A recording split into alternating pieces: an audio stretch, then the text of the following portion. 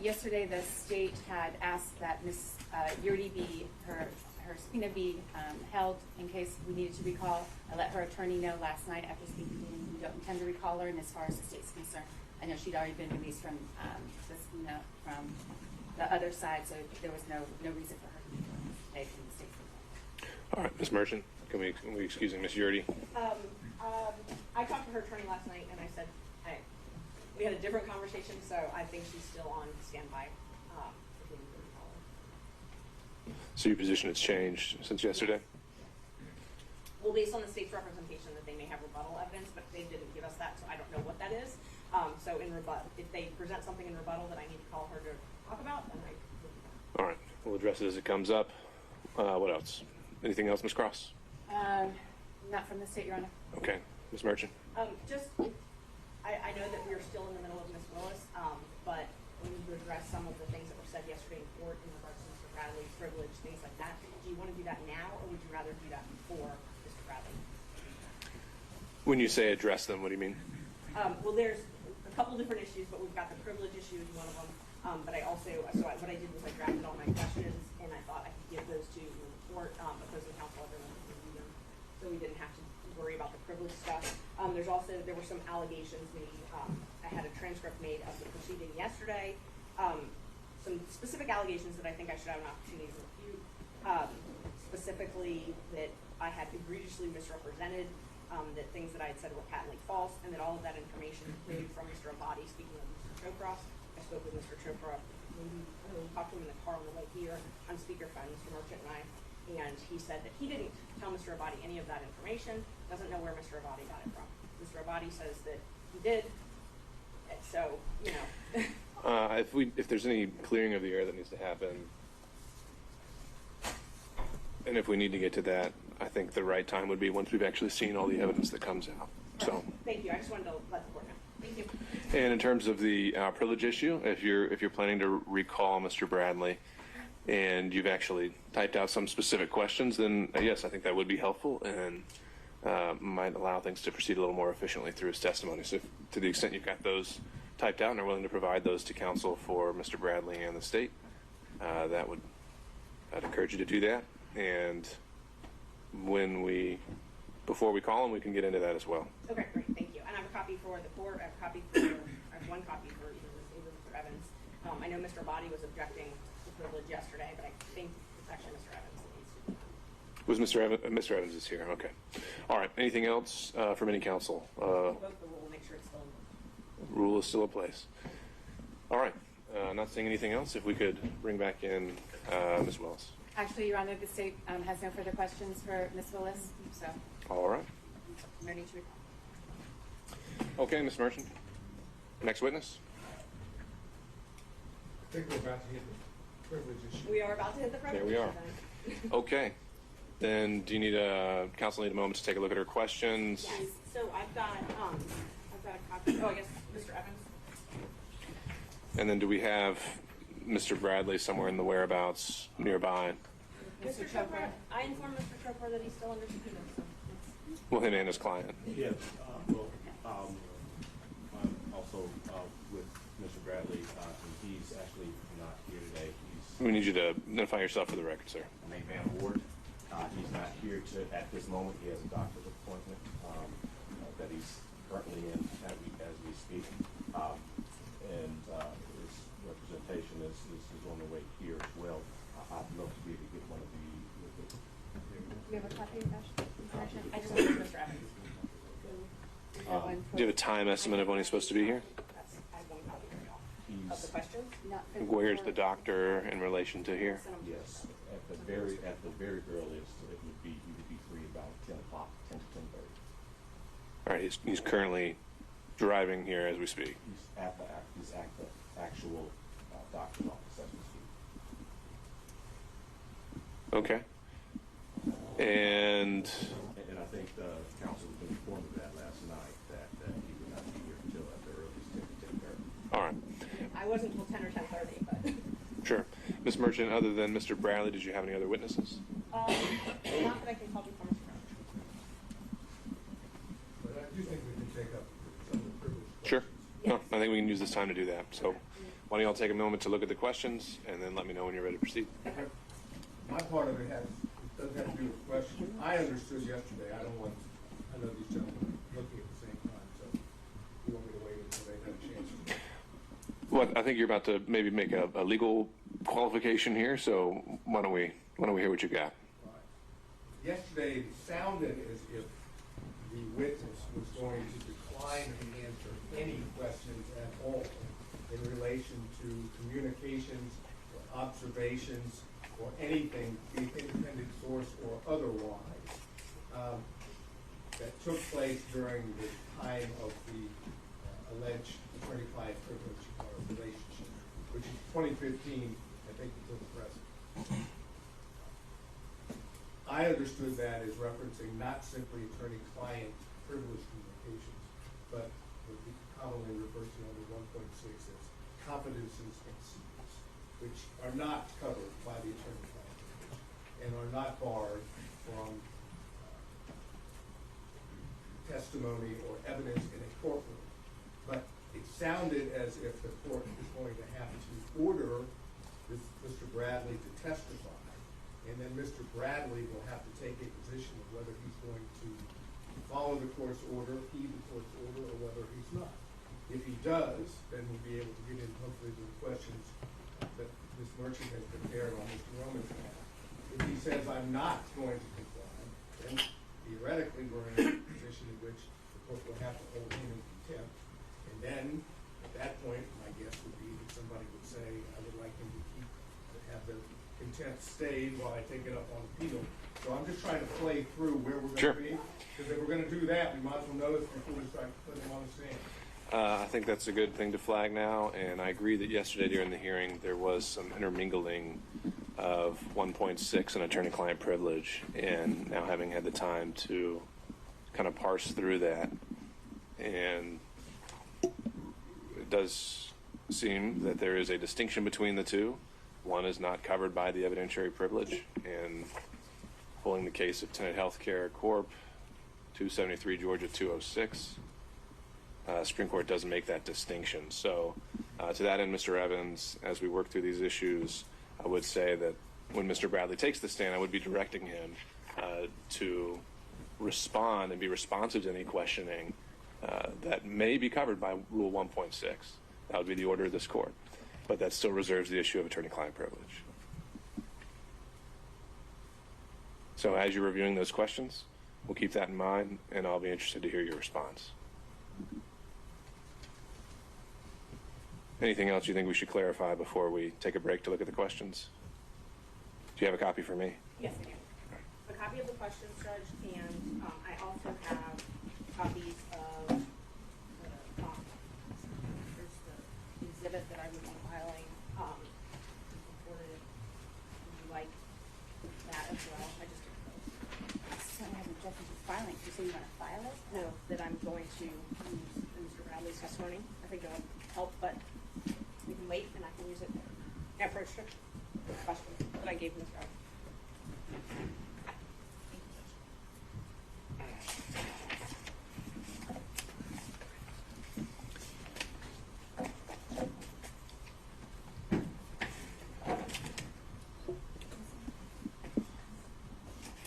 All right, and counsel for Mr. Bradley, I'm sorry, can I get your name one more time? I didn't write it down.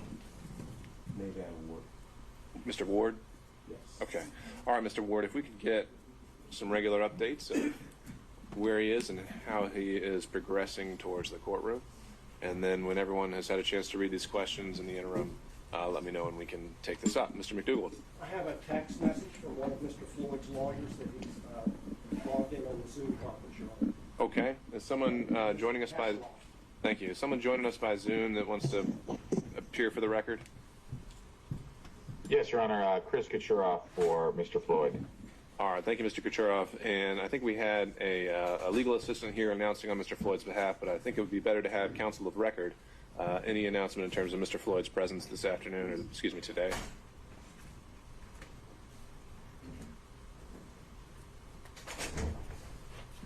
I'm sorry, Your Honor. I don't know. Did you ask a question? Yes, sir.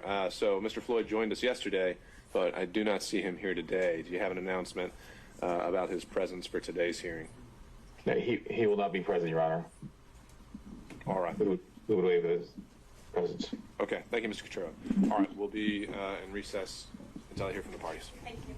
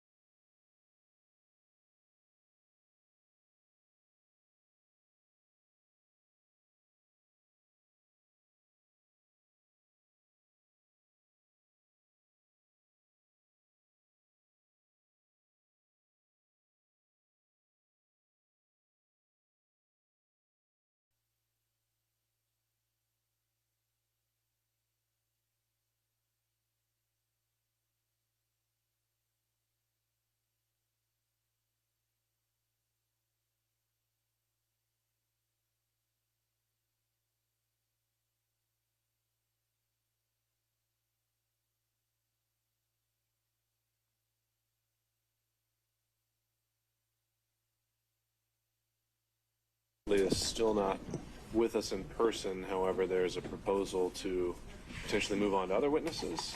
Why don't we start with the state? Ms. Cross. Thank you, Your Honor. Yes, in order to be efficient with the court's time, we have a witness here that I'm prepared to take out of order, and it sounds as though there's no objection from the defense, so we can do that at the court's convenience. We don't have any problem taking him out of order, but it's our understanding it's Governor Barnes that is here to establish that he was the first choice of Ms. Willis, and she testified to that, so I think she's cumulative. I don't know why we can't call him to establish the fact it's already been established. We're not refuting that fact. We're impeach her on that fact. Ms. Cross, I think did she say it was her first choice? Did she not say who was her first choice? I think I don't believe that the governor's name was mentioned. I think there are some facts and circumstances surrounding the search for someone to take over the lead of this investigation at that time. Now, prosecution is something that, given the allegations in the case, is certainly relevant. All right, and it doesn't sound like it would be all that long a witness I don't think anyhow. All right, so in that case, we can transition over, and Ms. Cross, would like to call your witness. Thank you. The state would call Governor Roy Barnes.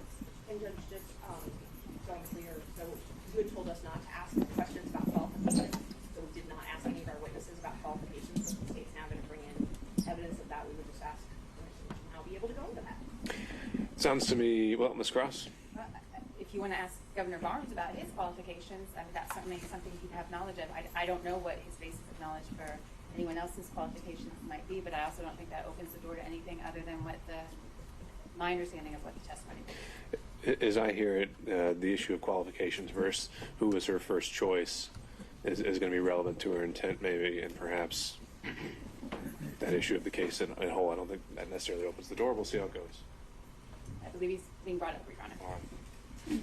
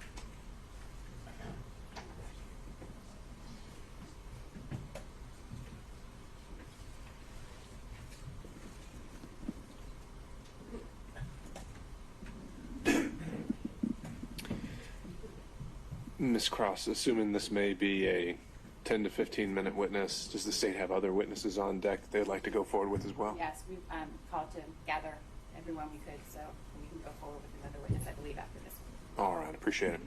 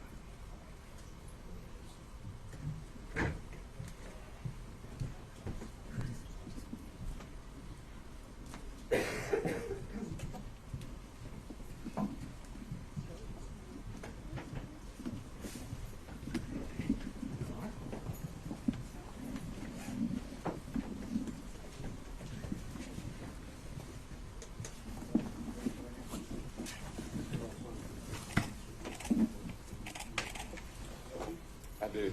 Please state and spell your full name for the court. Roy Eugene Barnes, Royeugene, Barnes, Barnes. Say, good morning, Mr. Morning. Barnes. Can you tell the court a little bit about your background as it relates to your service in public service? I was first elected to the state senate in 1974 from Cobb County, and I served 16 years there. And then in 1990, I ran for governor and was defeated. And 2 years later, I went back to the House of Representatives. I was elected to the House of Representatives and served 6 years until I was elected governor in 1998, and I served in that position until January of 2003. And after serving in the position of governor, can you tell the court a little bit about what you transitioned into after your public service? I did exactly what I was doing before I was elected. I went back to practicing law in Marietta, Georgia, with my daughter, who's now judge of the state court, and my son-in-law. And now we have, I think, 6 or 7 lawyers. Charlie Bailey back there was one of them at one time. Okay. And Governor Barnes, would you consider yourself to be a trial lawyer? Yes. That's, Okay. We don't write contracts or we don't write wills. All we do is try cases. And I want to direct your attention back to 2021, where you approached by the district attorney of Fulton County, Fani Willis, about being a special prosecutor. I was. I don't recall the exact date, but I know it was sometime in 2021. And she asked me to come down, and I met with her and Nathan Wade, and there were several other in the meeting. She asked me, said they were beginning this investigation, and she asked me if I'd be interested in being special prosecutor, to which I replied that I had mouths to feed at a law office, and that I would not do that. And also, I just had a bad, well, I won't say bad because it happens from time to time, but I just had the FBI to report a fella, militia trainer, to me that said they were concerned that he was making threats against me. And because I thought it was because of the flag, but I asked him and he said, no, it was because I was too close to the Jews, quote unquote. And I told D.A. Willis I'd lived with bodyguards for 4 years, and I didn't like it. And I wasn't going to live with bodyguards for the rest of my life. Ultimately, you turned down. Yes. Yeah, I told her. I said, I'm not interested. Nothing further from the state. Smirch. Morning, Governor Barnes. How are Morning. you? Just fine. How are you? Good to see you. Good to see you. You said it was sometime in 2021. Do you remember I think if it was early? was. I don't remember the dates. They all go. I could look it up on my calendar at the office, but I don't have that. Well, I want to ask you about some statements that Ms. Willis made March 28th, 2021. She was talking about assembling a team for this case. Are you familiar with her work assembling a team for this case? Well, I assume that's what she was talking to me about. But besides that, I don't know. And I know you had said you had a meeting with some folks, and Mr. Wade was at that meeting? Correct. Okay. So he was with the district attorney interviewing you about taking this case? Well, of course, I know Nathan very well, as you do. Yes. And I exchanged pleasantries with him, but the conversation was with Ms. Willis. Okay, with Ms. Willis. Were you aware at the time that her team consisted of Brian Watkins, Megan Vargas, Sonia Allen, Shannon Trotty, Sal Chan, and John Floyd? She had reported that was her team on this case. I know John Floyd was involved, and she probably told me the others, but Listen, I barely remember what case I tried last year, much less every word that was said in the conversation. I understand, fair enough. But she said she was looking to hire more lawyers and investigators to work on this case. She told me, it was to me, she said, would you be interested in being special prosecutor in this case? And I gave the reply that I've already known. I mean, about hiring other lawyers or whatever, I don't know. All I can testify to is what she told me. Did she tell you at all why she wanted to hire special counsel and not use someone who was an ADA, not have an actual employee? No, she did not. I mean, we did not discuss that, and but I would assume it was because in a case as big as this that you'd have to have some decision help. I know John Floyd has been in some cases over the years out in Cobb County, for example, and others. Would you agree that an employee of her office, someone who was paid a state salary or a county salary as an ADA, could handle a case like this? I couldn't tell you that unless I knew the person, knew their experience, and really had been with them in a courtroom. All right. Has an opinion on that. Thank you. Yes, ma'am. Say no. Hello, Mr. Sadow. It's been a while. It has been a while. I hope you're well. I'm doing fine, just getting older, but that beats all time. That's true, but that applies to all of us, I believe. Yeah. I think you indicated that if you had your calendar, you'd be able to pinpoint a date for I us. would. Is there a way for you, for example, at a break, before you actually leave, to contact your folks to see if you can get a date? I guess I could. I don't know how far back we archived those, but I assume I could. Would you be willing to give that a shot for us? I mean, I'll do whatever the court instructs. So if I ask the court and the court says, go ahead and you could do it, that's all right? I'll do whatever the court instructs. I hear you. And you should too. I try to live by those words. I'm not always successful, but I try. If I pinpoint a date, for example, I think the record is clear that Mr. Wade was hired for the position on November 1 of 2021. Does that help you at all? No, it does not. Okay. Then let's go to the meeting. It sounds like it was just one meeting. Yes. And could you tell us where that meeting took place, if you It was remember? in the conference room adjacent to the district attorney's office. So was it in this, or the adjoining building? It was in the Lewis Slayton building. And District Attorney Willis was there, obviously, right? Yes. Yes. And Mr. Wade was there? The best I recall, now I could be mistaken about that, it's like anything that far away, but that's my recollection. Do you have a recollection of anyone else being present? Yeah, there was some other folks, but I don't remember. Do you remember, were you introduced to Mr. Wade by anything other than you already knew him? Was he given a title I or would've anything? known. So at least as you're there, if I heard you correctly, Miss Willis did all the talking, Mr. Wade did not. I mean, we exchanged pleasantries, but as far as the basis of the conversation, the reason I was there, Ms. Willis did the talk. And would you be able to give us an estimate of how long this meeting lasted? Probably. Just rough. Probably an hour. And during the meeting, you made it clear, but it was the thanks for the offer, but no thank you. Oh, yes, I did.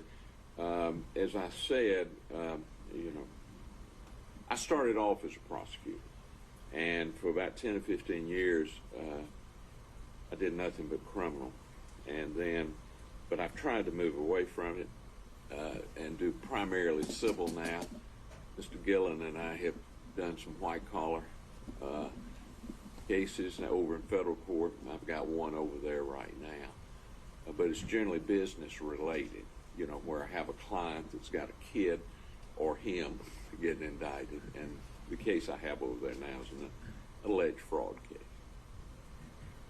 Fair to say that based on your career and the work that you've done, you've handled high-profile cases, correct?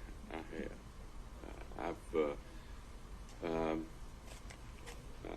I've handled some pretty good cases. I sued Syria one time for beheading a client of mine, recovered $83 million. I guess that's the best high profile, but that was in D.C. I tried that up in D.C. And what would be considered complex cases, you've handled those as well, correct? Yes, I mean we regularly do mass torts, class actions, business torts, breach of contract, and most of those are high complex or complex, requiring many experts.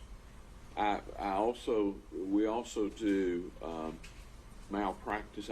I did malpractice defense for about 25 years, but since I've returned from the governor's office, I try not to represent an insurance company anymore, and I just tried a malpractice case before Judge Edlin in November. And those are complex cases because of the type of, medical knowledge and that you have to have, and also because of the many experts that you have. Thank you.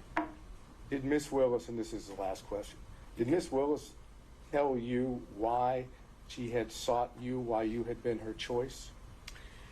No, I hadn't, but, I get consulted fairly often on major cases. Would you believe, based on circumstances in which you were given the offer, that it had to do with the fact that you had handled complex and high-profile cases in the past? It could have been. I know her very well. I tried a case against her. She worked for the JQC, and I represented Judge Robert Crawford, Mac Crawford, and she prosecuted him, and I defended him. She beat me at the trial. I turned it around at the Supreme Court. So you had some experience with her. I had plenty of experience with her. She's a very qualified young, well, everybody's young to me, but she's a very qualified young woman. After that one occasion, did you have any other contact with her in reference to the position itself or who she might be considering? I had some conversations with her or Jeff DeSantis or some of those, but not really an in-depth, about who she should hire or anything like that. Did the name Nathan Wade come up in those conversations with her? No. Right? Yeah.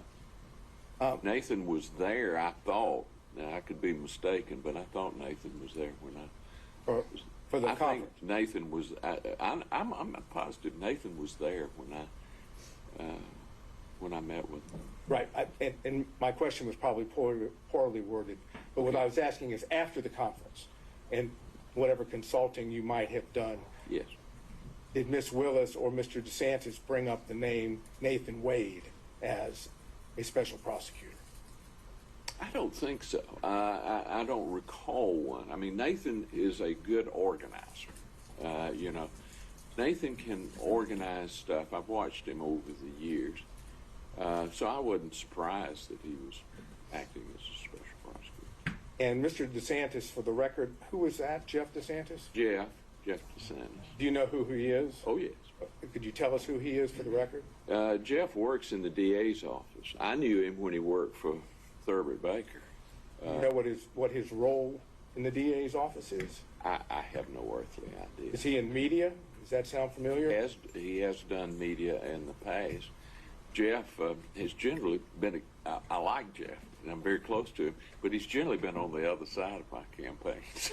All right, so we're talking, the best of your recollection, conference, we don't have the date, I'm asking if you could possibly get it, but the conference you have, Mr. Wade could have been there.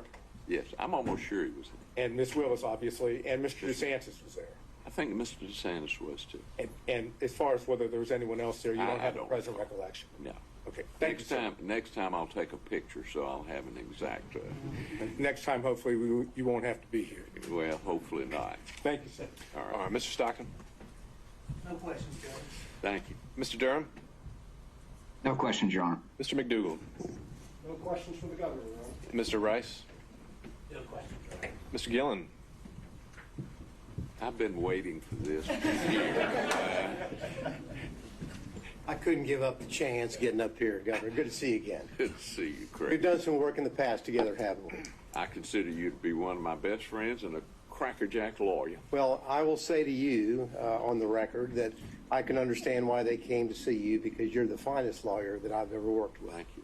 I need to put you in the next day. Yeah, there you go. We'll get that. But I got one or two more questions. Okay. You and I working together when it's appropriate. We've had no qualms about filing motions to disqualify the DA, have we? No. Matter of fact, you and I successfully disqualified the DA out in Cobb County in the Brown case, didn't we? We did. So whatever needs to be done should be You done. represent your client. You got that. Thank you so much. Mr. Coturo, are you still with us by Zoom? I am, Your Honor. All right. Any questions? No, sir. All right. And Mr. Cromwell for Ms. Latham? No questions, Your Honor. All right. Any redirect, Mr. Abadi? I got it. Can this witness be excused? Yes, Your Honor. Your Honor, Thank is there a way that we could potentially ask through you for that date if you can get it? The question is, you want the exact date that the meeting occurred? Yes, if we can get that.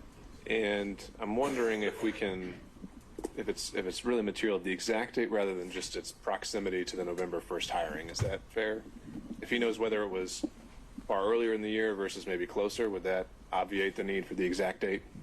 If you can't get the exact date, of course, we'll take the best we can get. Okay, let's start there. All right. Let me I think, well, look you around. may take care of it for us just if we hold in place here. I'm not sure of this. Well, let me try this first, Governor Barnes, before you do a deep dive in the email there. Do you recall what time of year it was when this meeting occurred? I'm afraid not. Okay. I mean, you know how this is. The cases and the days move together. I had a fellow a few years ago that said I represented him in 1978, and I told him I'd take his word for it. Now, you wouldn't, I gotta ask, you wouldn't do that if it was a question of him saying he just paid you. No, I would not. I will tell you, I believe lawyers should be well paid, Mr. Senator. All right. So, sir, is that something? I'll have to look. It didn't come up right. Okay. I'll have to- All right. We'll ask this witness to step down, subject to recall, and that might be something the state can present with stipulation as well. All right. Thank you, sir.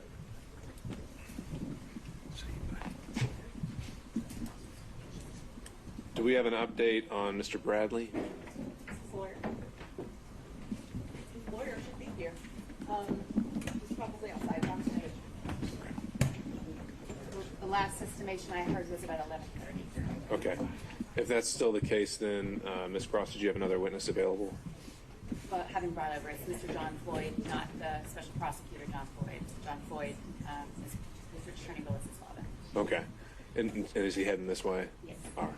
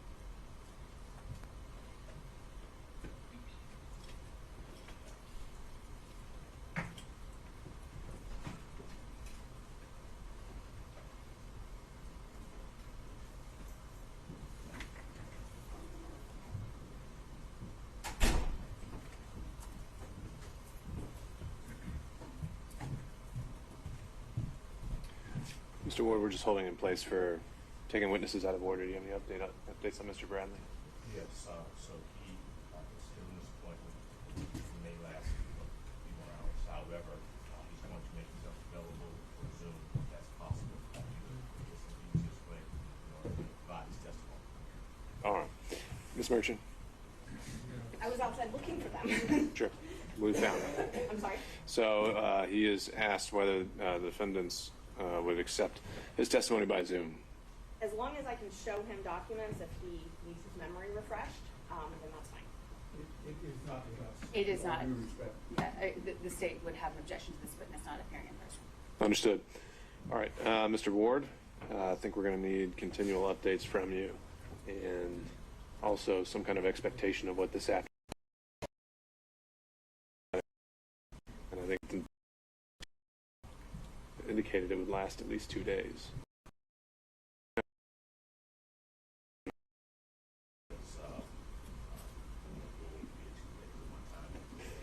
I'm just trying to get more. I mean, we initially been told maybe it was going to be 9:30 and 10. Do we have any better idea to get a realistic expectation of when we think we can have him here?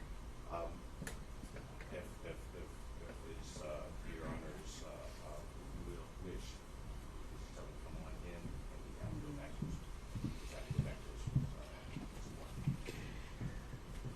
to Is he, you know, without getting too much into the particulars, has he already been seen by the doctor and he's waiting for results, or is he still waiting to be seen by a doctor? I'm just, you know. both. He's been consulting with the doctor and they're waiting for And after he gets those results, he was supposed to have another meeting with them today as well. But potentially that meeting could occur later. after they're able to figure out the purpose of the actual appointment. Okay. If you can get any kind of an update on how much time they think that those results are going to take. If it's more than an hour or two, I think we would want to start bringing him here, and he can have that follow-up consultation later. All right, thank you, sir. Did you all want to take up the 1.6 motion? At this point, I think we've got something else that can occupy our time, and I think we need to move forward with that. Understood. All right. Of course. Yeah, absolutely. And I didn't learn about the equipment. Right, okay, understood. Ms. Cross? Yes, Your Honor. Mr. Abate will, Mr. John Floyd. Mr. Floyd, if you could have a seat, sir.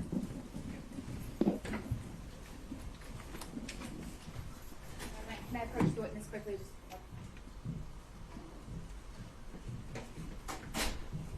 Thank you.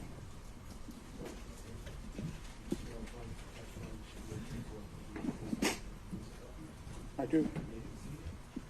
Please state the spell your full name for the court. My name is John Clifford Floyd III. Say, good morning, sir. Good morning. Can you tell the court, are you currently retired? Yes, I am. And prior to being retired, can you tell the court a little bit about, did you work in the legal career? Were you a lawyer? I was an attorney. I practiced law. I've probably tried 1,000 cases. About 50% of my practice was criminal law. 25% of it was family law. And the rest was whatever walked through the front door could pay for it. Okay. And Could we wait 1 second? I think the governor's come back. He might I ask. do. My calendar shows it was October 26, 2021. All right, and would defense counsel accept it as a stipulation, or is there any follow-up questioning needed on that? Mr. Barnes is still considered under oath on this point. All right, I was going to look for a show of hands or for someone to speak now on Zoom, and hearing none. Thank you, sir. You're excused. And sir, can you tell the court, are you from Atlanta? No, I grew up in South Central Los Angeles. I spent most of my legal career, I would say, in Washington, D.C. was kind of the circle, but I've tried cases all over the country, and I tried the longest. I was the first lawyer to try an international criminal court. I was with the International Criminal Tribunal for Rwanda. I was in trial there for 4.5 years in Arusha, Tanzania, and Hague in the Netherlands. Okay. And when you weren't there, it sounds like your kind of center of gravity was Washington, D.C. Correct, but I've tried cases in West Virginia, Maryland, Florida, California. All Yes. over. Yes. And do you, sir, can you tell the court, do you have any children? I have one daughter, Fani Willis. Okay. And I want to direct your attention back to 2019, okay? Yes. Back in 2019, can you tell the court, did you move here to Atlanta? I was living in Johannesburg, South Africa, and unfortunately, for some reasons, I could not get an extended visa. When I retired from the practice of law in 2018, I moved to South Africa, and I had to leave South Africa, and I did then come to Atlanta. Okay, and do you, sir, remember about the time period in 2019 when you moved in with your daughter here in Atlanta? It would have been the spring or summer of 2019. And after you moved here, did you get a driver's license to kind of confirm your residency within Atlanta? Well, my driver's license for the District of Columbia was going to expire on my birthday, which is in October. And yes, I did get a license here in the state of Georgia. Your Honor, may I approach the witness? Good. But if you would just take a look at what's been marked as Stacy's Okay, Your Honor, would you, if you don't mind, my eyes are very bad, which is one of the reasons I retired, and so I need a magnifying glass, so I'll be Whatever you constantly. need. Thank you.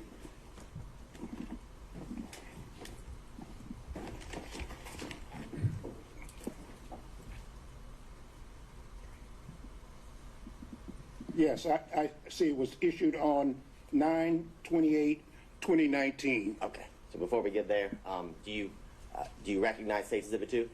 Yes, just my driver's license. And is State's Exhibit 2 a fair and accurate copy of your physical driver's license? Absolutely. This time, Your Honor, the state would tender what's been marked as State's Exhibit 2 into evidence. No, sir. Seeing no other objections, is submitted. State's Exhibit 2 is submitted for the record. Now, and for the record, Your Honor, the state is going to supplement State's Exhibit 2 with a redacted copy of the license.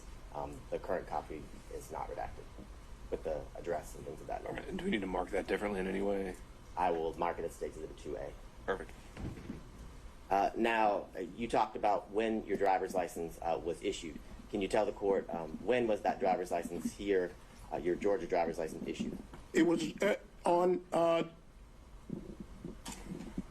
9/28/2019. Okay, so September 28, 2019.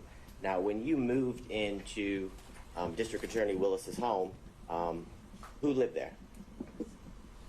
Well, my daughter lived there. I lived there, and from time to time, my grandchildren would come. Okay, and did your grandchildren, were they at school coming and going?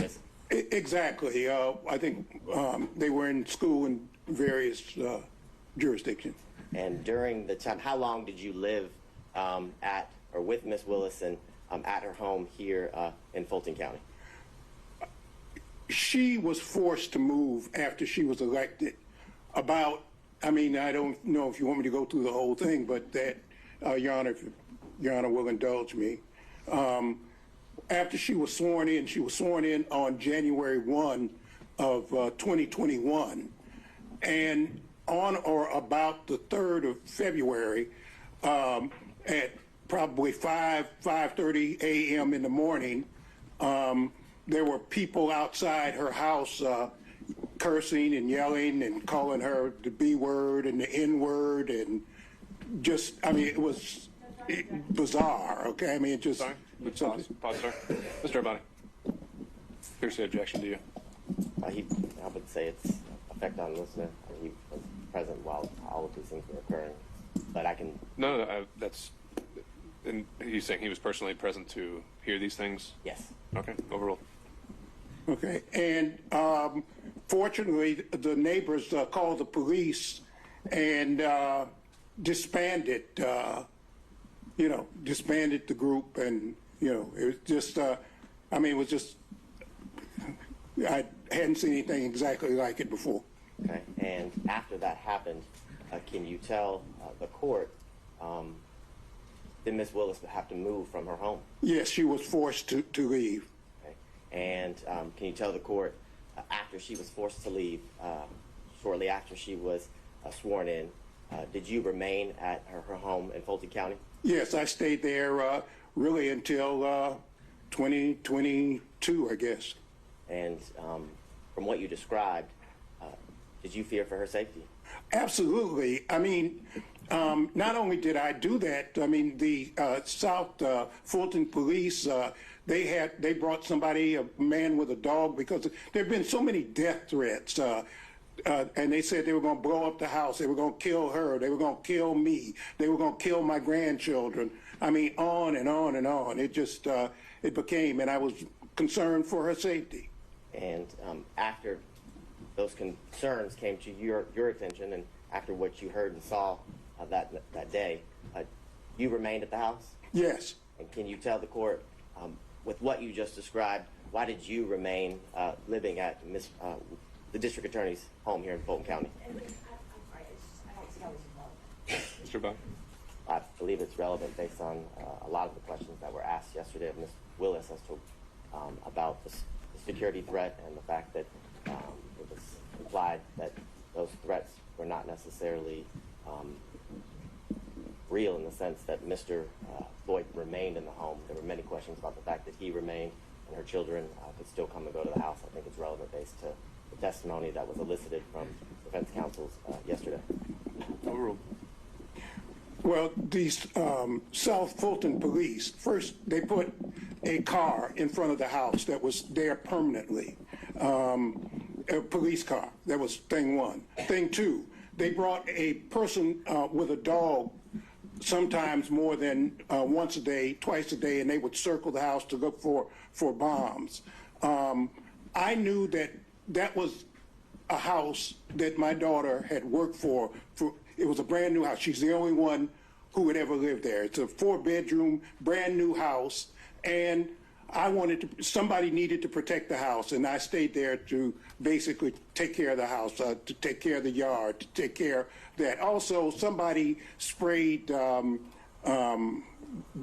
the B word and the N word on the house, and I don't think my daughter even knew that. I cleaned it off and called the police, and South Fulton police, they have, I'm sure, all the records of all the things that happened.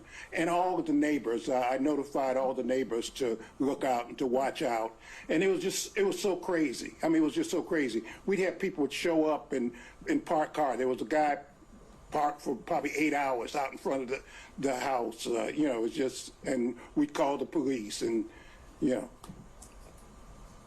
Now, at the time that you lived there with Ms. Willis, and I guess even when you remained, so during the time period of 2019 to the end of 2020, are you aware if Ms. Willis was dating someone?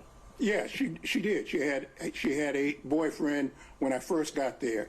Okay. And did you meet her boyfriend? Yeah, I met him often.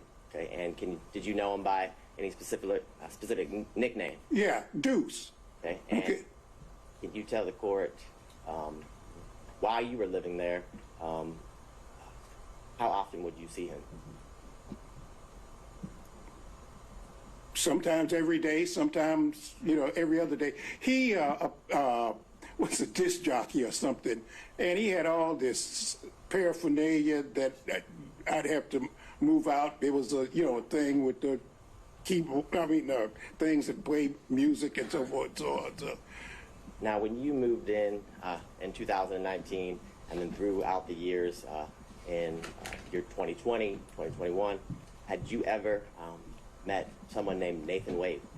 I did not meet Nathan Wade until 2023, about a year ago, when a reporter by the name of Issakoff interviewed me. I met him. That was the first time I had met him. You said that was in 2023? 2023, right.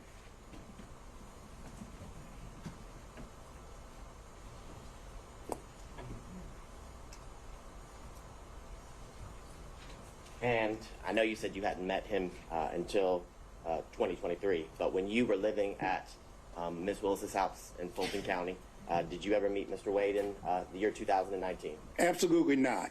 How about in the year 2020? Absolutely not. Did you ever see Mr. Wade at Ms. Willis's Fulton County house in the year 2021? Never. And is it your testimony that the only time or the first time that you met Mr. Wade was in 2023? Let me say something. Mr. Wade said that he remembers seeing me, and I do remember some banter. I'm a member of Kappa Alpha Psi fraternity, and there's kind of this thing that goes on between fraternities, and Mr. Wade is a member of Alpha Phi Alpha, and they, I do remember there was some kind of banter when my daughter was sworn in to be district attorney between me and a couple of guys, and he said he remembers me. I don't remember him. And prior to that experience that you're talking about, as well as, I guess, your official meeting in 2023, had you ever even heard his name? No, never. I don't think I have any further questions, Your Honor. Ms. Merchant. Yes, thank you, Judge. Good morning. Fine. How are you, counsel? Good, thank you. Just got a couple questions. On Monday, we heard you were in California. Do you have a place in California?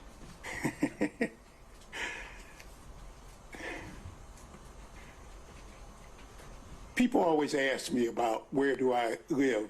I guess I live right here, sitting in this seat right now. But yes, the answer is I have a place in Los Angeles. Okay, you do. All right. So do you share time or split time between Los Angeles and Georgia? Actually, I'm working on a documentary film, and I'm supposed to be being filmed not for this trial, but I'm supposed to be being filmed right now. It was planned, and we had to stop it because they asked me to come here. But the answer is I'm working on a documentary, and I'll be in California until I finish the documentary if we don't have another actor strike and we don't have another writer strike. So do you own property in California? No, I don't. I live with a friend of mine. You live with a friend of yours. Okay. Yeah. And when did you first move? Well, let me qualify with the dates. Did you spend any time in 2019 in California? No, and the reason I didn't is that when I first came here, the answer is no, I did not. What happened was COVID. Once COVID hit, I was just paralyzed. I couldn't go any place. I couldn't go anything. I mean, I'm a theater buff. I used to go to theater at least once a week. But when COVID hit, I just couldn't. I couldn't go to the dentist, which I need to do. Or, it was just a thing. So I was just stuck. I was just stuck there.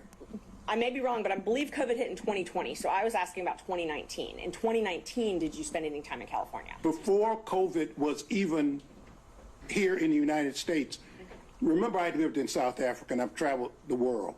I knew COVID was coming before. I knew COVID was around before. They may have announced it in 20, but in fact, I knew about it and I knew what was happening in 19. Okay, so let's walk through 2019 then. You said you moved here in September. So no, I didn't say that. I moved here probably prior to September. In September is when I got the driver's license. I probably moved in the springtime. I'm sorry, you did. You said spring, summer. I see that in my notes. So spring, summer 2019 is when you moved here. So up until spring, summer 2019, where did you live? I lived in Johannesburg. Well, I lived in Washington, D.C., 2018. I had planned to retire for the rest of my life in South Africa. I had worked for Nelson Mandela and the Free Mandela and get that. And someone I'd gone to law school, he had located there after Mandela was freed from prison and became president. I was going to live there for the rest of my life, but unfortunately, because of political reasons, I could not stay in South Africa, and I was forced, in a sense, to come back to the United States. Okay, so let's just focus in on the period from, let's just start with October 2019, okay? We'll call that the relevant period. October 2019 until the end of 2019. Were you in Georgia every single day of that year? Absolutely. Okay. So now let's move to 2020, okay? And every single day, before I move on, every single day in 2019, you slept at your daughter's house, correct? That's correct. Okay. So let's start in 2020. All right, so 2020, the entire year, did you travel anywhere? No, You didn't travel at all that year? no. And I didn't go to the movies, which upset me also. So that entire year, 2020, you remained here in Georgia? Right. In 2021, did you do any traveling? No. So when did you move back, or when did you start this documentary film in Los Angeles? What I had been doing to occupy time is I was writing my own memoir. As I delved into my family background, I discovered something, and that's what got me to working on the documentary. So I want you to understand what was going on in my life. I pitched I have a movie script called Bad Blood. I have a movie script we're trying to sell. So I tried to sell that, and I just happened to mention something that happened during the civil rights movement. SNCC, it's called the SNCC 5. The legendary Peter Fitzsimmons was interested, and so with Peter Fitzsimmons and Leah Smith, we're now doing the documentary. So I don't want to interrupt you, but what I was asking was when you moved to Los Angeles, not what you moved there for. Well, you keep saying moved. I haven't moved to Los Angeles. I spent more time in California, in Oakland, if you really want to just be, because Peter is basically San Francisco based. So we're working on the documentary. Okay. I was in Los Angeles because I was going to the Pan-African Film Festival, and that's why we were there. And the way Hollywood works is, you know, when you make connections, and film festivals are a place to try to sell ideas and meet people and organize things. You still own property in Washington, D.C., correct? No, I don't. You don't own property at 1467 Roxana Road Northwest? That's where I used to live. That's where you used to live. Did you own that property? Yes. Okay. And you owned that property when you moved here in 2019? Yes. And you owned it in 2020, correct? Well, now you talk about a very complicated issue. I left the property. There was a dispute between me, and I had gotten a reverse mortgage company, and there was a dispute between me and that, and I just I walked away from it. Okay. You walked away from it with almost $300,000? Yeah, what is the relevance of that? Where he lived and registered to vote. That's what they brought in. So that's. Why is the money he got from the sale relevant at all? It's the only proof I have of that he owned that address. So I can move on though. Right. Okay. When did you sell that property? I didn't. The reverse mortgage company took it. Oh, okay. So in 2019, when you got your driver's license here, Yes. the next day you registered to vote, correct? I think it may have been the same day, but maybe it was the next day. I don't remember. But you didn't own property here in Georgia that day? No, I was living with my daughter.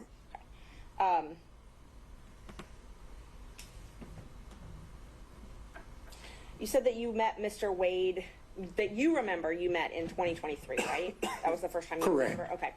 And I wasn't really clear. You said something about meeting him. Was it with Mr. Isikoff, or did Mr. Isikoff tell you? No, I was being interviewed by Mr. Isikoff. Okay. And he walked in, and I met him. That was the first time. He walked into the office, and Where were you being interviewed? at the district attorney's office. And Mr. Wade walked into that interview? Yes. And so Ms. Willis had not told you about Mr. Wade prior to that? Absolutely not. So she didn't tell you anything about their relationship before you met him that day? No. But Mr. Wade remembers meeting you in 2020? He said that at my daughter's swearing in. I do remember that we having some banner about fraternities, but other than that. Oh, at your daughter's swearing in, okay. Right. That's all I have. Just one moment, Judge. Nothing else. Thank you.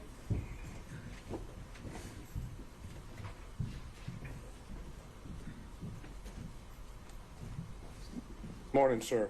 Good morning. How are you, counsel? I'm fine. I'll try to ask you some specific questions if we could, okay? And I'll give specific answers if I can. Perfect. Okay. The driver's license address, I'm not going to publish. That is State's Exhibit number 2. But is the address on that driver's license the home that you're referring to as your daughter's in South Fulton? Absolutely. Okay. It was unclear to me, maybe no one else, but it's unclear to me, when did you stop living at what I would call your daughter's home in South Fulton? Things got so bad and threats got so many, even against me, that the house became basically uninhabitable. You know, I got tired of sleeping in one room one day and not one that. I would say December of 2022, something like that. December of 2022. Right, that's about right, yeah. Now, let me change and go back for another date. You had indicated, and I didn't hear it, when was your daughter, Miss Willis, when was she sworn in as district attorney? On January 1, 2021. Okay. And did you indicate that there was an incident, and I know you've described it, was that incident on February the 3rd, 2021? That's my best recollection. Okay. So my question then is, after February 3rd of 2021, how much longer did Miss Willis stay at the house before she moved somewhere else? Very short period of time, and I cannot be precise, but I would bet all the money I ever made, it wasn't more than a month and a half, if that long. Okay, so we're talking about, best of your recollection, end of February into the beginning of March, give or take, of 2021, when Miss Willis would have moved to a different location. Exactly. Okay. And did Miss Willis return to the house, that is, the house that you were in, at any point in time that you can remember? From time to time, she and her security might show up for her to pick something up or take something or something, but she always would come with her security. Okay. My question was poorly worded, I apologize. Did she come back permanently to her house? Oh, absolutely not. Okay, absolutely not. So as far as you're aware, that once Miss Willis left the house, her house, South Fulton House, so the record's clear, in either late February or into March of 2021, best of your recollection, she's not returned to that home to live. No, it became uninhabitable. I mean, it just, That's okay. I would have to walk around that house looking out of every window. I made a habit of having to walk around the whole house. I got lights so that if somebody would come at night in the back, so that those kinds of reflecting lights, I had those put up. I don't mean to cut you off. Okay. All I was interested in is whether she had ever returned. No, the answer is no. Okay. Now, when Miss Willis, when your daughter left the home, time period, end of February, beginning of March, give or take, 2021, do you know where she moved to? No, and I didn't want to know. I intentionally did not want to know, because I was not, if somebody stuck a gun to my head and I could tell them, I wasn't going to tell them anyway, or I'd have made up something, but I didn't want to know. Okay, so would it be fair to say that if you didn't want to know, you never visited her at the place that she moved to? Oh, I never did. Never did? Never did. Okay. Do you know how long she stayed at the first place that she went to after she left her house before she moved to a second place? What I know, and this is hearsay, counsel, is that my daughter has had to move something like 4 times. But do you know any potential? No, I don't know any place. I was taken one time for Christmas Day. I've only seen my daughter, and this is very hard for me to say, but during the period my daughter left, I've only seen my daughter 13 times, because I can't, and we've never seen each other more than maybe 3 hours because of, the nightmare threats against her and me. And I understand that, and from the perspective of being a father myself, I understand what that means. So I'm going to move away from that. I was just trying to get an idea of date-wise, okay? So let me try to get one more date. In 2023, when you were being interviewed by one of the gentlemen that wrote the book at the DA's office, and Mr. Wade came in. Can you give us, other than 2023, what the date would be? I'm sorry, I can't, Council. How about spring, summer, any idea? I would guess spring or summer, but I can't. I don't. I'm sorry. And you've already indicated, at least to your recollection, that was the first time that you'd met Mr. Wade. Oh, absolutely. Okay, I'm not arguing with you about that. I want to go to Miss Willis's boyfriend that you referenced.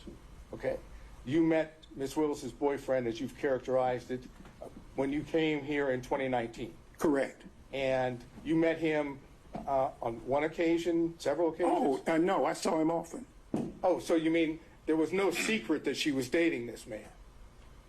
Not from me. Not from you. And not, he was a disc jockey of some kind. I think he had a government job during the day. I don't know what it was, but apparently he would do weddings and so forth and so on. He was a disc jockey, play music. So he had all his stuff was always in the way, and I was always having to try to push it aside. And anyway. But Ms. Willis, your daughter didn't keep him from you, correct? No. No, I mean, there was no doubt he... I mean, we lived in, my daughter and I lived in the same house. I mean, he came and went, Right. Now, when did you learn that your daughter had a romantic, personal relationship with Mr. Wade? Well, about 7 weeks ago when as a matter of fact, I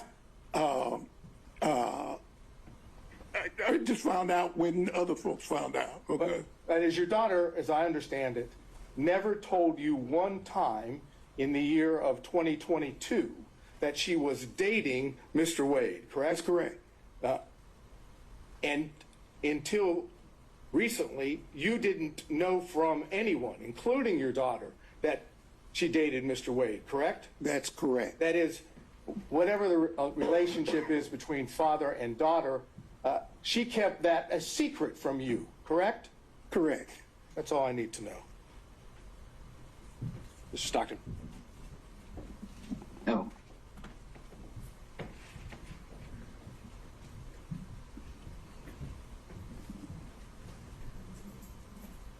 Good morning, Mr. Good morning. Correct. Good morning, Council. When your daughter moved or left the house that she owned, did she say anything to you about having a large savings of cash? Oh, no, no. See, maybe, excuse me, and Your Honor, I'm not trying to be racist, okay? But it's a black thing, okay? I was trained, and most black folks, they hide cash or they keep cash. And I trained, you always keep some cash, because I've been places, and just because of the color of my skin, for example, I took a fellowship at Harvard when my daughter was just, if I might, Your Honor, when I was just, she was just, maybe 3 years old. And I remember going to a restaurant in Cambridge, Massachusetts, and I had a American Express credit card and maybe a Visa or whatever. And I had a lot of what they call traveler's checks. I don't even know if they still have traveler's checks, but traveler's checks. And there was a sign said, with the credit card. For whatever reasons, the man would not take my American Express credit card. So I pulled out my Visa card, and he wouldn't take my Visa card.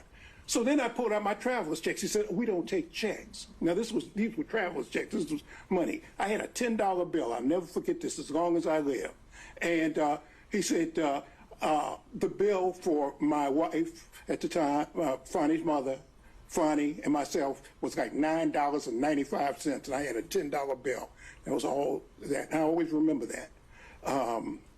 But even before that, I've always kept cash, and I've told my daughter, you keep 6 months worth of cash, always. For example, I had 3 safes in my house. I put some of my clients' stuff there too, things I didn't want other lawyers to be, because you're always in a firm, and I knew that there were special conditions, so some of my clients' things I would bring home, put them in the safe. But I've always kept safes. And as a matter of fact, I gave my daughter her first cash box and told her always keep some cash. So is that a yes? Yeah. Oh, absolutely. That's all I got, Judge. Mr. Durham. No questions. Mr. McDougald. No questions, Your Honor. Thank you. Mr. Rice. No questions, Your Honor. Mr. Gillen.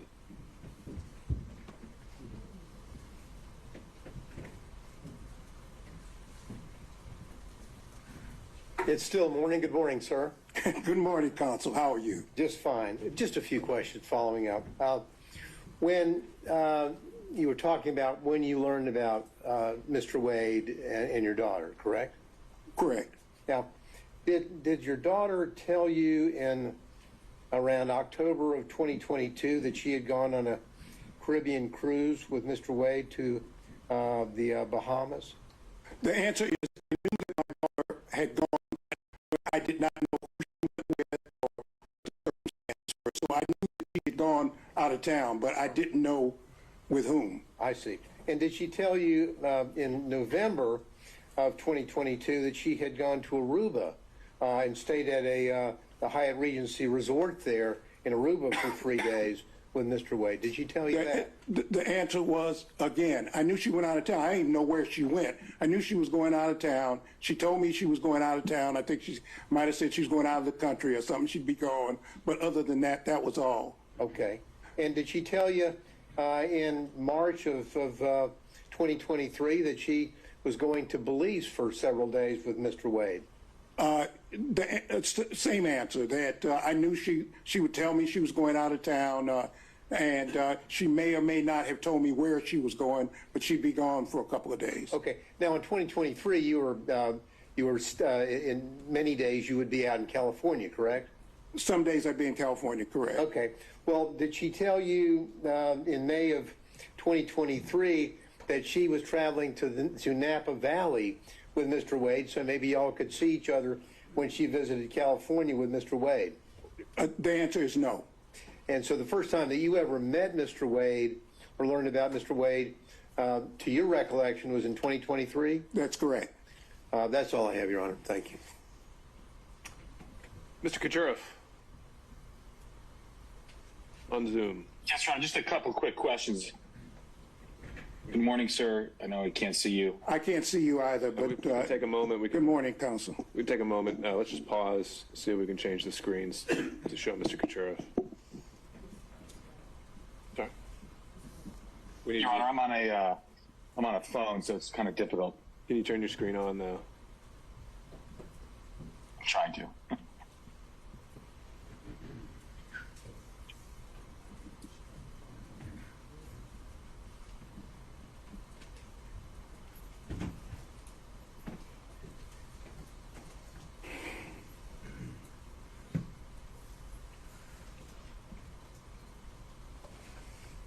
Does that work? Just to hold one more moment? All right, there we go. You can proceed, Mr. Kucherov. Sir, you seem to know about the issue of cash in this transaction. You said it was a black thing.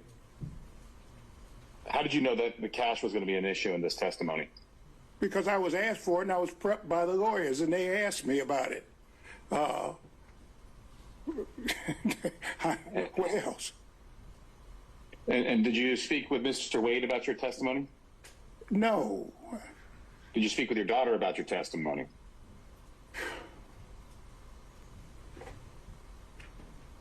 She may have been present when the lawyers were. I really don't remember.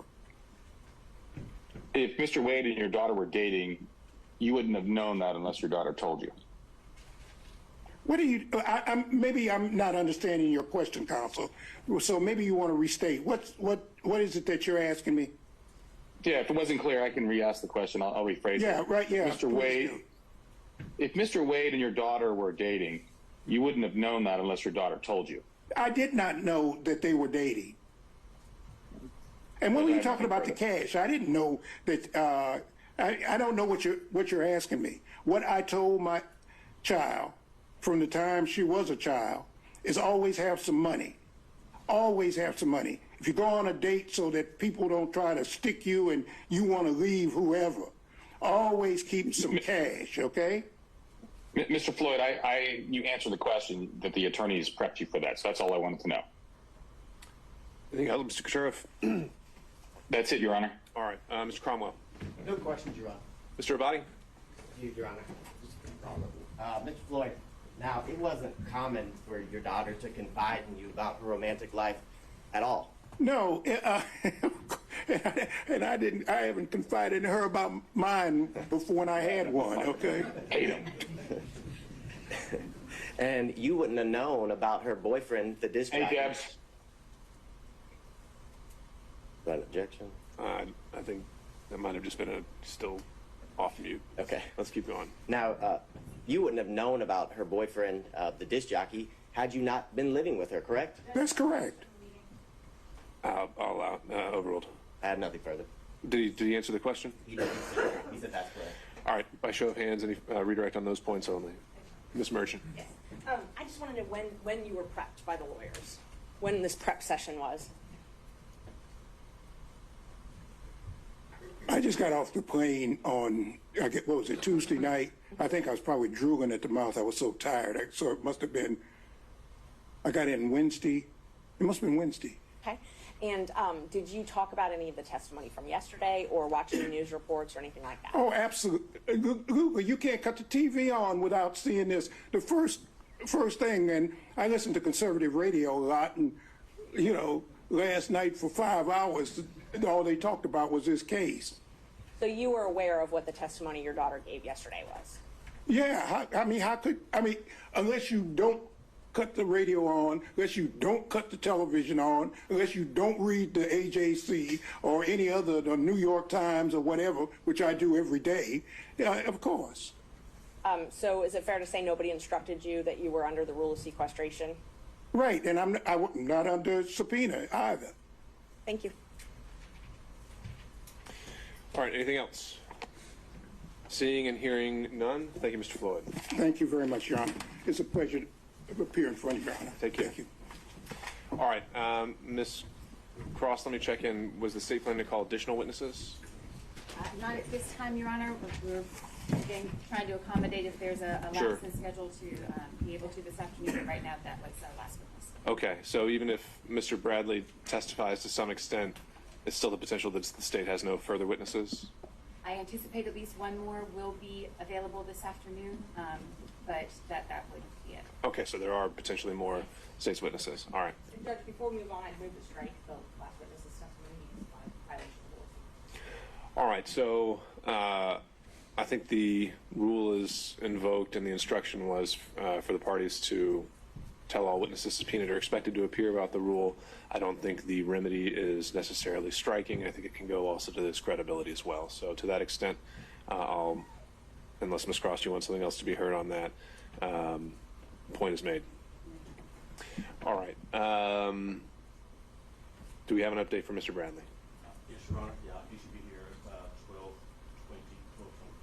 12:25. Okay. Then what I think we should do is have these preliminary conversations about privilege, see if we can make any headway, and then take our afternoon break. So to that end, counselors, I don't know if you just want to argue in place there or go to the table, whatever makes you comfortable. But Mr. Chopra, I think maybe it was relayed to you since you weren't in the court earlier this morning. We'd had some initial conversations about the distinction between the privilege and Rule 1.6, and it sounded like you wanted to be heard on that. Your Honor, it was brought to my attention, and I apologize because I don't have things. What do you need? Well, a copy of the case in front of me would be helpful, but it's not necessary. It would just take me a second to keep looking at my phone and respond to the court. Whatever you need to do. Your Honor, I believe the case before the court in anticipation of piercing the rule 1.6 is owns Corning Fiberglass versus American Centennial. Is that correct?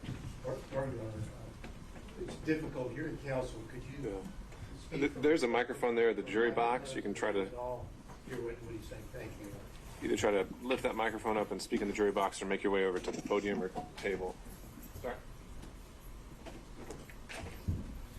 Is that any better? All right, and no, that was authority provided by Mr. Sadow over our morning recess, and I think that was indicated to go more towards a potential crime fraud argument. I don't think we've really gotten there yet.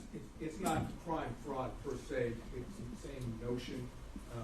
It's fraud on the court, different proposition. Okay. But yes, and to attorney-client privilege waiver, Right. 1.6 confidential and secrets waiver. The case that I had cited to this morning showing the distinction between the two was tenant health care.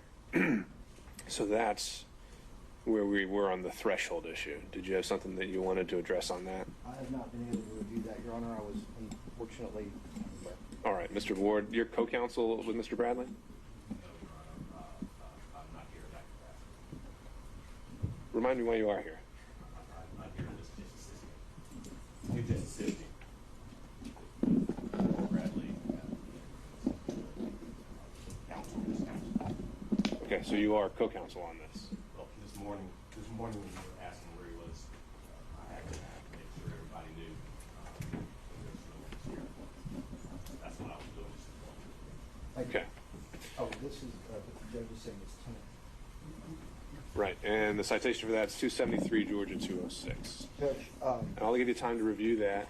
In the meantime, what other things that you want me to know? And perhaps at this point we just take our break now, unless you also want to talk about the questionings that are provided by Ms. Merchant, seeing if there's anything we can achieve.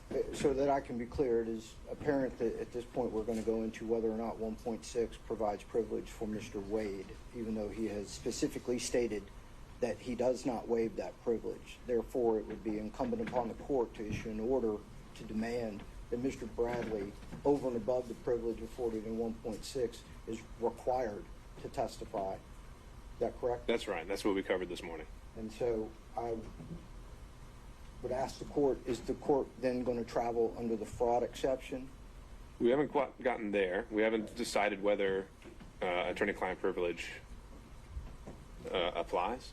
I think there are some other things that we would have to do to, I think we got held up yesterday on 1.6. As I understood it, I was waiting to hear from you whether we are now beyond that. And then if we're in the land of attorney-client privilege and only attorney-client privilege, so Rule 505, then I think Mr. Sadal has some arguments on crime fraud, and I think there's also just the general arguments of, does it exist? Were certain statements in furtherance? Does Mr. Bradley have any knowledge independent of those? Certainly, Right. and in order to keep the court abreast, yes, we are still traveling under, there should be a privilege afforded to Mr. Wade under 1.6, and we are aware of how they will try to convince the court that that should be overcome. So hopefully I can read this case in less than 5 minutes. All right, that's fine. Anything, I guess, as he reads that, let's do this. Assuming we do get beyond 1.6, if you can work with me here, anything we want to add to that? I'm afraid I would have to hear what the arguments were that got us past 1.6. Okay. Judge, I'm not here to insinuate to the court that we would do something else. I don't Okay, know. but there was a line of questioning that Ms. Merchant decided to write out and share with the parties. Were there any initial thoughts, comments, reactions to that? Again, just trying to make sure we make the best use of Mr. Bradley's time once he arrives. Your Honor, I just want to say that just reiterate that my client has not waived the attorney-client privilege. The questions that we reviewed this morning, Mr. Bradley is not able to testify about anything relating to Wade's marriage or dating history after December 2018. That's going to be the operative date. Nor does any of the questions does Mr. Bradley cite to any external knowledge or sources. Anything he will say would be derived entirely from privileged communications with our clients, so we just want to renew our objection. Okay, so certainly the assertion of the privilege is confirmed and for the record, and I think, again, this is where we got held up yesterday, is that I know you're asserting that certain answers to these questions would be covered by privilege. I think there's still some boxes we would need to check before we can confirm that, and we'd have to check those boxes with Mr. Bradley before we can get there. Okay, if there's nothing else, then let's break until 1 o'clock. All right, thank you all.